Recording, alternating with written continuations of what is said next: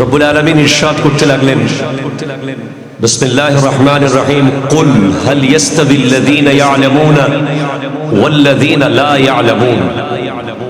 কুল, হাবিব আপনি বলুন। যেখানে কুল থাকবে বুঝতে হবে সেখানে তাওহীদও আছে, রিসালাতও আছে। সুবহানাল্লাহ। কারণ আমর আল আমরু কওলুল কাইলি লিগাইরিহি আলা সাবিলিল ইস্তি'লায়ে ইফআল। নিজেকে বড় মনে করে, বক্তা নিজেকে বড় মনে করে শ্রোতাকে আদেশ দিচ্ছেন, আল্লাহ আমার নবীজিকে আদেশ দিচ্ছেন। এখানে দুটা পার্ট রয়েছে, একজন আদেশ দেন, একজন আদেশ পালন করেন। যিনি দিচ্ছেন উনি আদেশ দিয়েছেন কিন্তু কেউ পালন করেনি, এটা পরিপূর্ণতা আসবে না। আবার কেউ আদেশ দেন নাই, এমনিই করছেন, এটাও হবে না। আল্লাহ বলছেন কুল, হাবিব আপনি বলুন। তাহলে যেখানে কুল আছে সেখানে আল্লাহও আছে, রাসূলও আছে। আমাদের দেশে অনেক বড় বড় স্কলার যাদেরকে তরুণ সমাজ মনে করে, ওনারা শুধু তাওহীদ এর উপরে এক হতে চায়, কিন্তু এটা কখনো সম্ভব নয়। কোরআনুল কারীমে তিনটা জোড়া আছে। কিতাবের নাম কিতাবুল কাবায়ের, লেখকের নাম আল্লামা শামসুদ্দিন যাহাবী রাহমাতুল্লাহি আলাইহি। ওখানে উনি হাদিস কোট করছেন, কোরআনুল কারীমে তিনটা জোড়া আছে, যেই জোড়াগুলো একা একা চলে না, জোড়া জোড়া চলে। তার মধ্যে একটা হলো আকিমুস সালাতা ওয়া আতুজ যাকাত, নামাজ কায়েম করো, যাকাত আদায় করো। কেউ যদি শুধু নামাজ পড়ে যাকাত না দেয়, তার নামাজের পরিপূর্ণ সওয়াব সে পাবে না। কেউ যদি শুধু যাকাত দেয়, নামাজ না পড়ে, তার যাকাতও পরিপূর্ণতা লাভ করবে না। দ্বিতীয় জোড়া হলো আতিউল্লাহ ওয়া আতিউর রাসূলা, আল্লাহর আনুগত্য করো, রাসূলের আনুগত্য করো। কেউ যদি শুধু আল্লাহ আল্লাহ করে, নবীজিকে পরিপূর্ণ জাত এবং সিফাতের উপরে ঈমান ও মুহাব্বত না রাখে, এই ইতাআত আল্লাহ কবুল করবেন না। আবার কেউ যদি নবীজিকে মুহাব্বত করে কিন্তু আল্লাহ আনুগত্য না করে, সেটাও হবে না। তিন, আনিশকুরলি ওয়ালি ওয়ালিদাইকা, কেউ যদি শুধু আল্লাহর শুকরিয়া করে, বাবা মার শুকরিয়া না করে, অথবা কেউ যদি শুধু বাবা মার শুকরিয়া করে, আল্লাহর শুকরিয়া না করে, সেই শুকরিয়াও পরিপূর্ণ হবে না। আজ প্রমাণ হয়ে যাচ্ছে যে আওলাদ গণ রেখে গেছেন।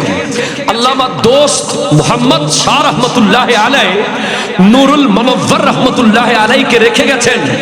উনি গোটা জিন্দেগি আল্লাহর শুকরিয়াও করেছেন, বাবার শুকরিয়াও করেছেন। একটু জোরে বলেন না ভাই সুবহানাল্লাহ। উনি গোটা জিন্দেগি আল্লাহর শুকরিয়াও করেছেন, বাবার শুকরিয়াও করেছেন।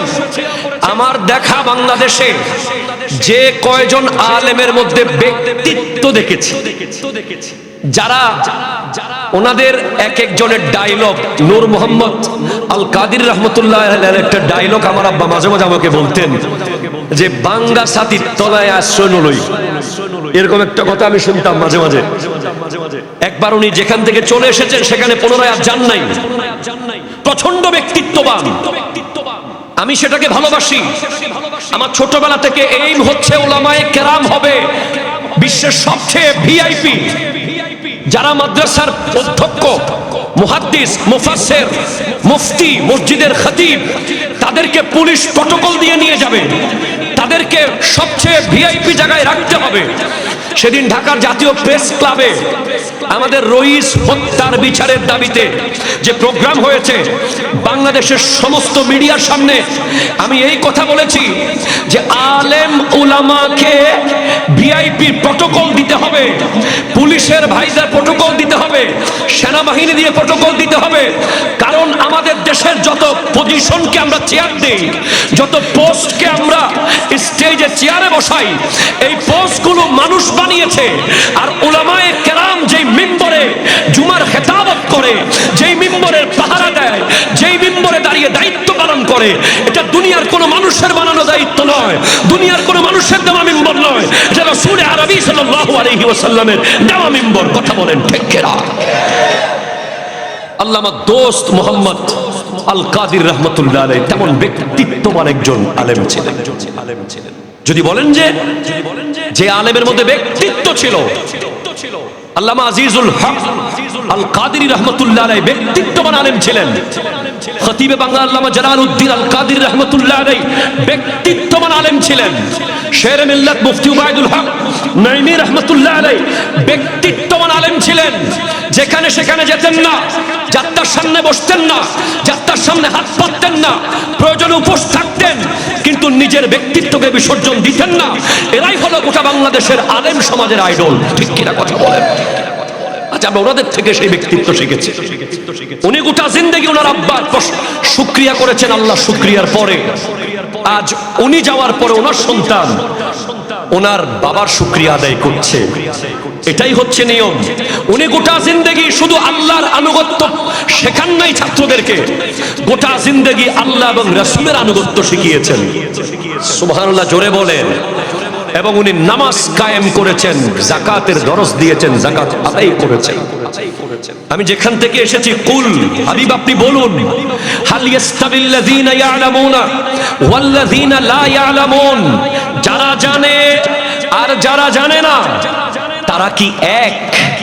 এই আয়াত আমি প্রথম ভালো করে পড়েছি গাজীপুর BMTTI, বাংলাদেশ মাদ্রাসা টিচার্স ট্রেনিং ইনস্টিটিউট।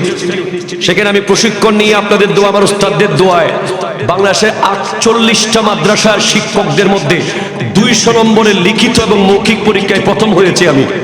সেখানে গেটে লেখা আছে কুল হাল ইয়াস্তাবিল্লাযীনা ইয়ালামুনা ওয়াল্লাযীনা লা ইয়ালামুন, হাবিব আপনি বলুন, যারা জানে আর যারা জানে না তারা কি এক? এই উত্তর হলো তারা এক নয়। আল মিকবাস ফি তাফসীর ইবনে আব্বাস রাইসুল মুফাসসিরিন, আমার নবীর সাহাবা হযরত ইবনে আব্বাস রাদিয়াল্লাহু তাআলা আনহুমা, ওনার কিতাব মিকবাসের মধ্যে এসেছে, যারা জানে তাদের উদাহরণ হলো আবু বকর সিদ্দিক রাদিয়াল্লাহু তাআলা আন, আর যারা জানে না তাদের উদাহরণ হলো আবু জাহাল। তো যারা জানে তাদের উদাহরণ সিদ্দিক আকবর কেন হবে? সিদ্দিক আকবর কোন বিশ্ববিদ্যালয় থেকে PhD নিয়েছেন? কোন ইউনিভার্সিটির ছাত্র ছিলেন? উত্তর আসবে উনি কি জানতেন? উত্তর আসবে উনি আমাদের দেশের ফিজিক্স, কেমিস্ট্রি, বায়োলজি, জিওগ্রাফি এসব জ্ঞান জানতেন কি জানতেন না আমাদের জানার দরকার নাই। সিদ্দিক আকবর পৃথিবীর সবচেয়ে দামি জ্ঞান জানতেন, সেটা হলো আল্লাহকে আর রাসূলকে। একটু জোরে বলেন না ভাই সুবহানাল্লাহ। সিদ্দিক আকবর রাদিয়াল্লাহু তাআলা জানতেন নবীজি কে, নবীজির জাতটা কি, এটার প্রতি তাজিম কতটুকু করতে হবে, এটার নবীজির জাতে পাকের প্রতি মোহাব্বত কেমন রাখতে হবে, এটার প্রতি ঈমান কেমন দরকার, আল্লাহ রাব্বুল আলামিনের ওয়াহদানিয়ত কি, আল্লাহর উপরে ঈমান কি, জানতেন জানতেন জানতেন। তাই আমার নবী স্পষ্ট জানিয়ে দিয়েছেন, আবু বকর ওয়াজিরি ওয়াল কায়েমু ফি উম্মতি মিন বাদি ওয়া উমরু হাবিবি ওয়া হুয়া ইয়ানতিকু আলা লিসানি ওয়া আনা মিন উসমান ওয়া উসমানুম মিন্নি ওয়া আলিয়ুন আখি ওয়া সাহিবু লিওয়াই। সিদ্দিক আকবর হচ্ছে আমার নবীর ওয়াজির, আমার নবীর পরে এই উম্মতের দায়িত্ব নিয়ে যিনি দাঁড়িয়ে থাকবে তার নাম সিদ্দিক আকবর। আমার দয়াল নবী স্পষ্ট জানিয়ে দিয়েছেন, লাউ কুনতু মুত্তাখিজান খলিলান গায়রা রাব্বি লা আত্তাখাস্তু আবু বকরিন খলিলা, আমি যদি খলিলিয়তের জায়গায় আল্লাহ ছাড়া অন্য কাউকে এতটুকু মোহাব্বত করতাম, ওই জায়গায় সিদ্দিক আকবরকে রাখতাম। আমার নবী স্পষ্ট জানিয়ে দিয়েছেন, আবু বকর তাজুল ইসলাম ওয়া উমরু খুল্লাতুল ইসলাম ওয়া উসমানু ইকলিলুল ইসলাম ওয়া আলিয়ুন তাবিবুল ইসলাম। সিদ্দিক আকবর হলেন ইসলামের মাথার মুকুট, হযরতে ফারুক আজম ইসলামের গায়ের জামা, হযরতে উসমান যুন্নুরাইন ইসলামের গলার মালা, মাওলা আলী কাররামাল্লাহু তাআলা ওয়াজহুল কারীম হলেন ইসলামের ডাক্তার। সুতরাং সিদ্দিক আকবর রাদিয়াল্লাহু তাআলা জানতেন আমার নবী কে। এমন জানা জানতেন যে আলা হযরত ইমাম আহমদ রাজা খান ফাজিল বেরলভী রাহমাতুল্লাহ আলাইহি লিখছেন, কবাব आहू में भी न पाया मजाज दिल की कबाब में है। হরিণের কাবাবে সেই মজা পাই নাই, আমার নবীর প্রেমে পুড়ে যাওয়া দিলের কাবাবে যেই মজা পেয়েছি। নবীর প্রেমে কি এবার দিল পুড়তে পারে? দিল কি আবার পুড়ে নাকি? এটা তো ভিতরে, এখানে আগুন লাগাইলো কে? সিদ্দিক আকবর রাদিয়াল্লাহু তাআলা আনহুর ব্যাপারে একটা ঘটনা আছে। আমি এর আগে আলা হযরতের একটা লাইন বলতেছি। আলা হযরত ফাজিল বেরলভী রাহমাতুল্লাহ আলাইহি ইরশাদ করতে লাগলেন, এ ইশক তেরে সদকে जलने से छूटे सस्ते जो आग बुझा देंगे वो आग लगा देंगे। বলছেন এ ইশক, ইশকে নবীজির মুহাব্বতকে সম্বোধন করে বলছেন, ও ইশক তোমার কারণে সস্তায় আগুন থেকে বেঁচে গেছি। সস্তায় মানে কম আমল করে। ও ইশক, যে আগুন জাহান্নামের আগুনকে নিভিয়ে দেবে, আমি আহমদ রেজা সেই আগুন লাগিয়ে দেব। সেটা হলো নবীজির মুহাব্বতের আগুন। এরকম আগুন কি লাগে কিনা? এরকম আগুনে কলিজা আমার পুড়ে কিনা? যখন সিদ্দিক আকবর রাদিয়াল্লাহু তাআলা দুনিয়া থেকে পর্দা, আমার নবী যখন দুনিয়া থেকে পর্দা করলেন, সিদ্দিক আকবর রাদিয়াল্লাহু তাআলা যেই বিছানায় ঘুমাতেন, সেই বিছানা বরাবর ছাদের মধ্যে একটা কালো কালো দাগ হয়ে গেছে। মনে হচ্ছে কোন চুলা জ্বলেছে, কোন একটা আগুনের কিছু জ্বলেছে।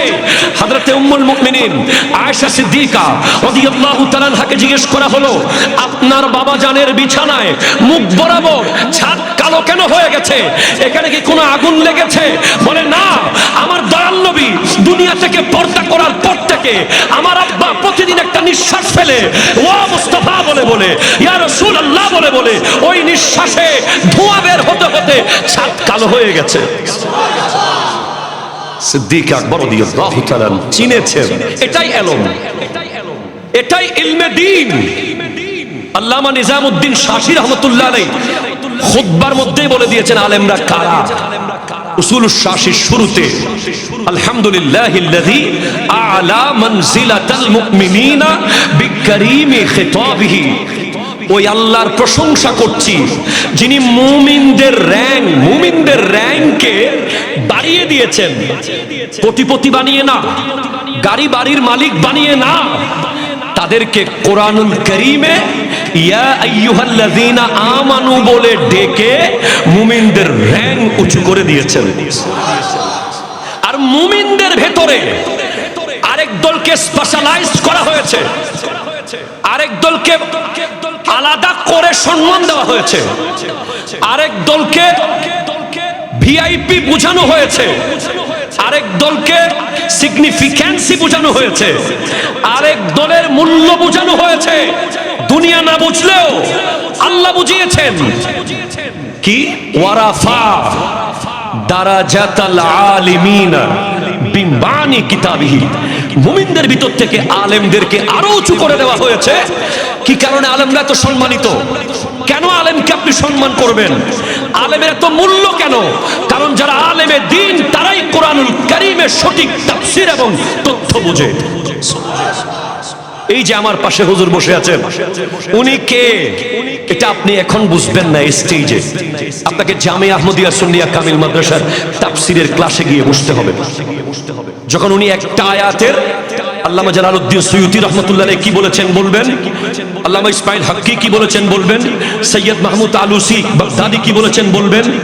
এইভাবে করে একের পর এক আল্লামা জামি কি বলেছেন বলবেন, তাফসীরে কাশশাফ আল্লামা জামাখশরী কি বলেছেন বলবেন।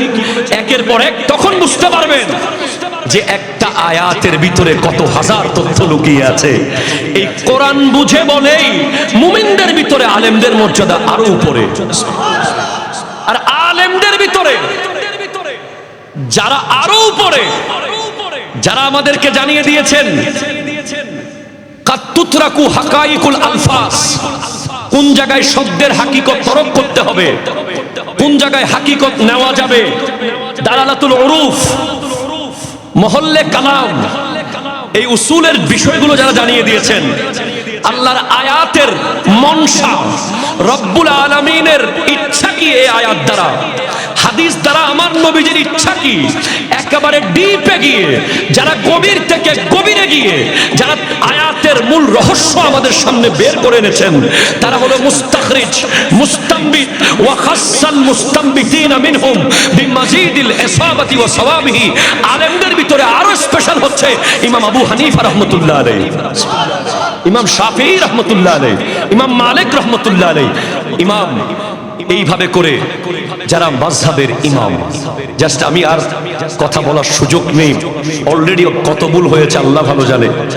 শুধু এতটুকু বলবো, আমার নবীজির একটা হাদিস, নবীজির ইরশাদ করে দিয়েছেন, কুন আলিমান, আলেম হয়ে যাও, আও মুতাআল্লিমান, অথবা আলেমের ছাত্র হও, আও মুসমিআন, অথবা আলেমের শ্রোতা হও, আও মুহিব্বান, অথবা আলেমের প্রেমিক হও। লা তাকুন আল খামিসাতা, তুমি 5 নম্বর ব্যক্তি আলেম বিদ্বেষী হইও না, ধ্বংস হয়ে যাবে। এই মজলিস ওই মজলিস